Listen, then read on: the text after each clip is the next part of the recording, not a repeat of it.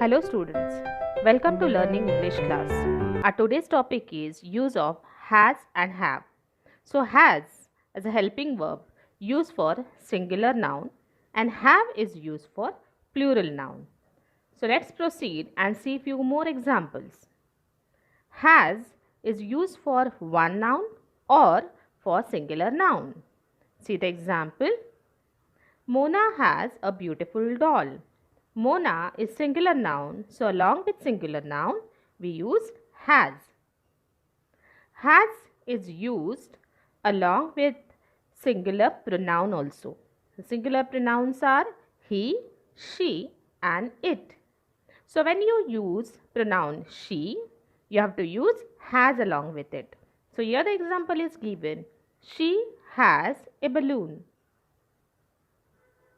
Now about have.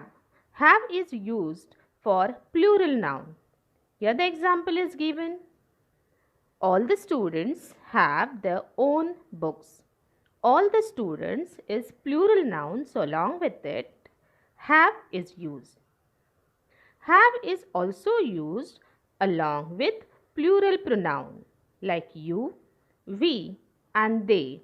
These are plural pronoun. So here the example is given. They have completed the assignments. Have is also used along with I. So this is very important, students. Need to remember that have is used along with I. Here the example is given. I have done my homework. So here along with I, we need to use have. So students, I hope you understood use of has and have. So here you need to remember all the pronoun along with it. You need to use have and has. So let's have a look on it. I, we, you, they. These are the pronoun. Along with them, you need to use have. And he, she, it. These are the pronoun. Along with it, you need to use has. So let's revise it. I, we, you, they have.